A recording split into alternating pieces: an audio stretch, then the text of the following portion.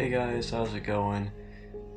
Right away there's already a bit of a difference given the fact that I'm showing my face in this video, but don't worry, this isn't really anything special, per se. This is just something that, you know, seeing as it's gonna be Halloween soon, or, pretty soon, because it's right around the corner, I decided why not do something a little bit different. This is not Creepy Cryptic episode 3, although that will be coming out pretty shortly. But that aside, today we're going to be doing something a little bit different, and that's telling another scary story. But it's different. Why? Because it's an urban legend, as a matter of fact. So, yeah, that's something. And this urban legend isn't anything special, really. It's just a generic tale, as far as I'm aware. I got no specific information from it while doing research. But nonetheless, I hope you enjoy this urban legend, and I hope it provides some entertainment given the fact that it's going to be Halloween pretty soon, like I said. So you're probably listening to this maybe around that time if you're new, or if you're watching it, while you subscribed, it's probably fresh out the tray, shall we say. But yeah, that's about it. So yeah, just grab a drink, a snack, whatever you want, and relax. Here we go, guys. The Church of Hale. As a kid, I was never truly religious. I always kind of grew up in the household that was, though. And I can say throughout my time living with my family, there was a lot of crazy superstitions that would be passed down, and whether that be true or not, I never really decided to talk about it with anyone. I just thought it was a routine part of my life, which it was. My house actually was next to an old church called Hale Church. It was actually a school as well at one point, but they closed it down due to strange occurrences, whether that be disappearances of other kids throughout the small town, or hell, even just strangers that went there either to hide, or homeless people would just randomly disappear whenever around that general area. Needless to say, it was all too much. One day, as I was walking past there to actually go to my old school, I actually saw movement throughout the entire building. Some ghostly white creatures moving throughout.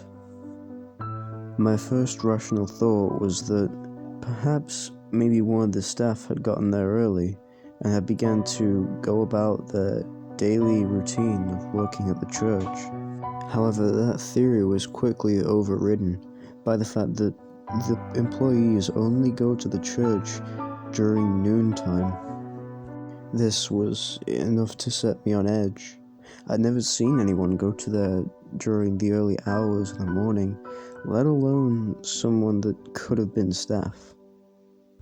Nevertheless, I just got to school, did my daily routine, and eventually it was home time, which meant I could now go and relax and possibly not have to think about anything else. But naturally, because it was October time and it tends to get darker during that specific month, things began to get a little bit weirder as I was walking back throughout the dark and nearly dimly lit streets. You see, I kinda had a morbid fascination with just looking at the church as I went by, and then maybe gazing at the tombstones.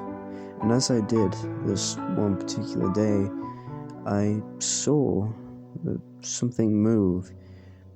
It was a ghastly white haze with a shadow to boot.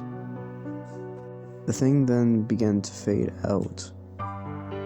And then, as I was about to turn around and leave, the cold air began to blow and rattle trees, and as I took one last glance, I saw something moving throughout the church, which then came to a halt at the gates, which were wide open. It only took me a minute to realize that that was the thing I saw only just a couple minutes ago. The thing was almost zombie-like, as in its bones were very much visible, and everything else was very distinct as well. But by far the creepiest detail was its face, with a jaw that literally went down to almost its shoulders, and its eyes weren't even eyes, to say the least. They were just big gaping holes of nothing but black. You could stare into them forever and you wouldn't be able to see anything. It's as if that whatever was possibly hiding amongst the dark colours of its inner eyes could possibly jump out at any moment, and you wouldn't be able to suspect a thing.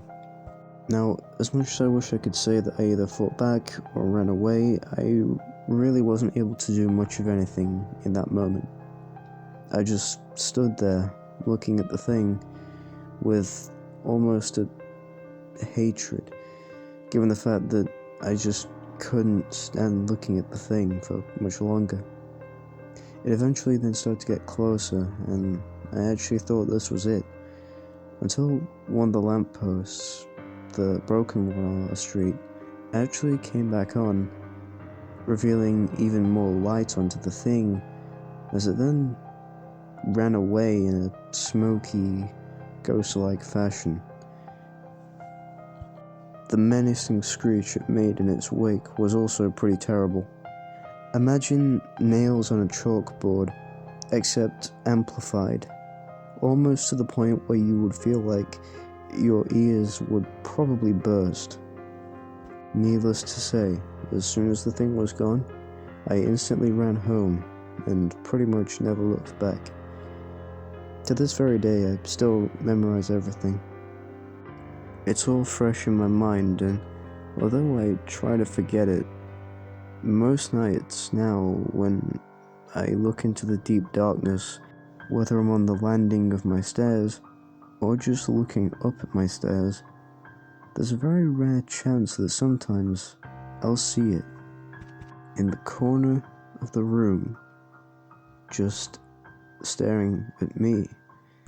And only some nights, when it's late and I'm in my bed and I've just woken up, I will hear a faint whisper, one that isn't soothing in nature, one that sounds like nails on a chalkboard.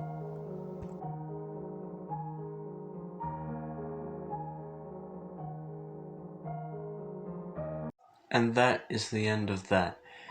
Pretty creepy story. In all fairness, the idea of, walking past a church that's probably in your town and there actually being something there like a horrific entity just ain't doing it. But yeah, that's something. And especially the part at the end there where it's like, oh, on some nights I'll hear whispers. And it's like the nails on a chalkboard. That is something else. That is something I wouldn't mess with. Because if you hear that, then obviously you're gonna want to run. Pack your bags, leave. But yeah, I guess that's it really. The story was all right. It is an urban legend though, so it's not anything like any of the other stories I read on this channel. And this is a first because I'm actually doing a sort of more face-to-face, video instead of like I hide behind the screen and read a story there. So that's something. And also, I'm gonna put his username somewhere here because this is the guy I took inspiration from. His name is What Shall We Do Next. He's actually a pretty good YouTuber. He doesn't always do horror stuff by any means, he does other things as well. But he does do some horror-related things, whether that be old stories, like creepy stuff, or anything of the sort, really. Other channels I could recommend, the Scare Theatre, put them there. There's all sorts. So if you feel probably like you wanna, check these guys out and watch their videos, there'll be either a link in the description or something else, maybe pin comment, I don't know. And that's another thing as well, because I do need to have more, stuff going on in my videos. So if you feel like you want to comment on anything, you can always do that. Just leave it down below. That'll be greatly appreciated. And perhaps even a subscription too. You know, that'd be greatly appreciated. Aims and goals, I would like to get a couple hundred at least, you know. Nothing too many, though. I mean, I wouldn't mind, you know, a decent amount. I just like making these videos, really, just for the fun of it. And who knows, maybe as an actual job career, I have no idea if this will take off or not. But anyways, that leaves, you know, the video to an end now, because we've done it, we read the story, and that's about it. As I said, you know, previously, if you do have any questions, leave them in the comments below. I'll always be happy to answer them. And if you like more spooky stuff, welcome. This is the perfect place to watch spooky stuff. I have a plethora of things for you to watch, honestly, and that's the first time I've ever used that word in a video. So, big brains all around.